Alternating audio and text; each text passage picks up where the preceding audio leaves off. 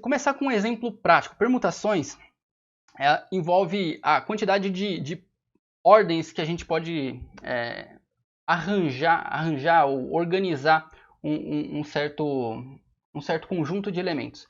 Então, quando eu falo em permutações, eu estou pensando em diferentes possibilidades que eu tenho para ordenar ou organizar uma certa quantidade de elementos. Vou dar um exemplo respondendo a essa pergunta aqui. How many anagrams does the word one have?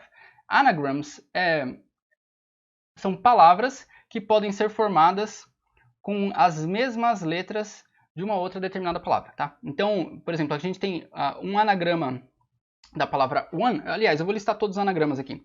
Todos os anagramas da palavra one são one, on, noé, neo, ion, eno. Então, são todas outras palavras que não necessariamente têm sentido, tá? Por exemplo, on. Eu não sei se existe um sentido para on, mas on é um anagrama da palavra one.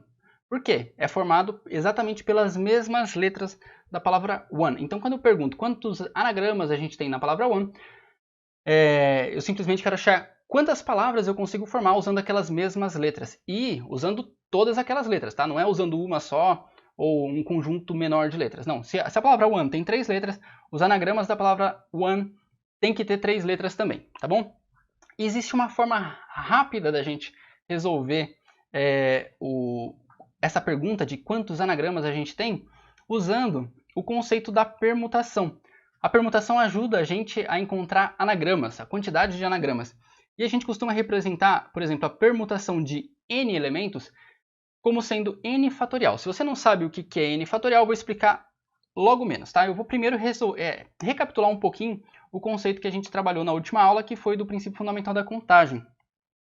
Então, usando o princípio fundamental da contagem para a gente resolver essa pergunta de how many anagrams does the word one have? Então, lembra que do princípio fundamental da contagem a gente tem que separar um problema maior em pedaços menores. Nesse caso, para descobrir a quantidade de anagramas da palavra one, eu vou separar o nosso problema em 3 etapas. A primeira etapa vai ser, quero descobrir qual é eu quero escolher uma primeira letra. Essa primeira letra a quantidade de possibilidades que eu tenho para escolher a primeira letra eu vou colocar nessa primeira posição aqui. Depois eu vou escolher uma segunda letra para o nosso anagrama. Depois a terceira letra. E aí o que acontece? Se a palavra one tem 3 letras, né? Eu tenho 3 possibilidades para escolher quando eu quero montar um anagrama e quero escolher a letra que vai na primeira posição.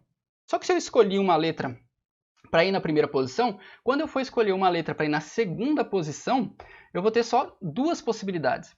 E quando eu quiser escolher a última letra, como eu já escolhi uma letra para ir na primeira posição e outra letra para ir na segunda posição, sobrou só uma possibilidade para eu colocar agora na última posição. E olha só o que acontece, a gente vai ter exatamente 3 vezes 2 vezes 1. Pelo princípio fundamental da contagem, a gente pode multiplicar essas quantidades, se você se recorda da última aula.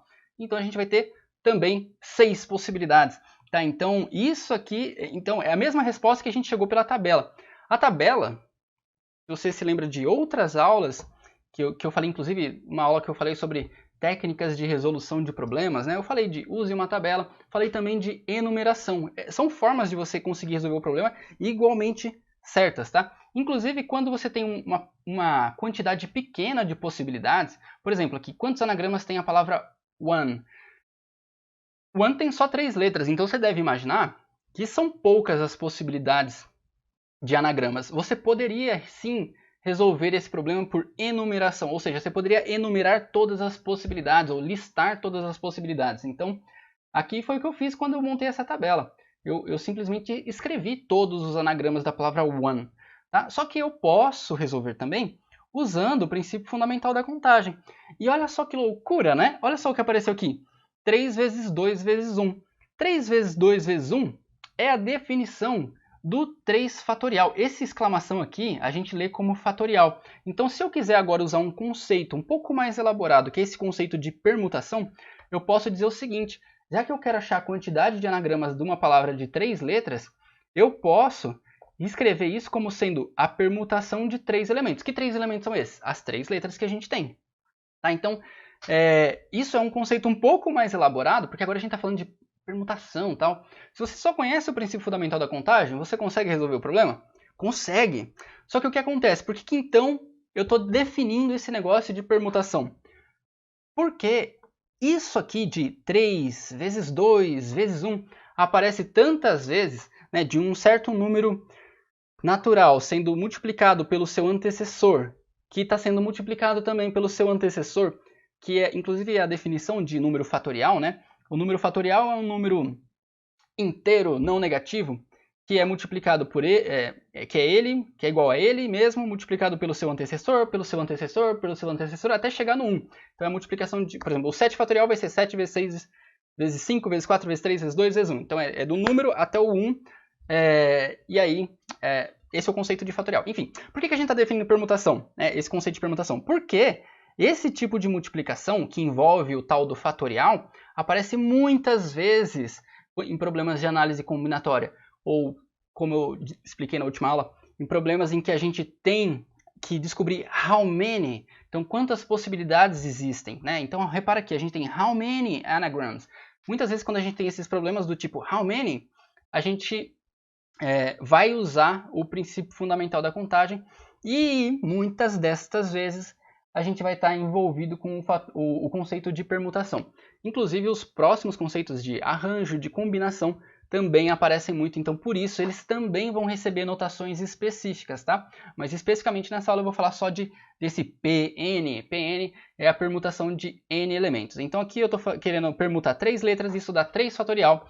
3 fatorial pela definição de fatorial é a mesma coisa que 3 vezes 2 vezes 1, que também dá 6. Então, ou seja, você fala, nossa, mas isso é muito simples, por que você está gastando tempo falando disso? Porque isso vai ser importante. Isso vai ser importante. Você vai ver o último problema que a gente vai trabalhar nessa aula de hoje. Você vai falar, meu Deus, não acredito que dá para resolver isso usando permutação.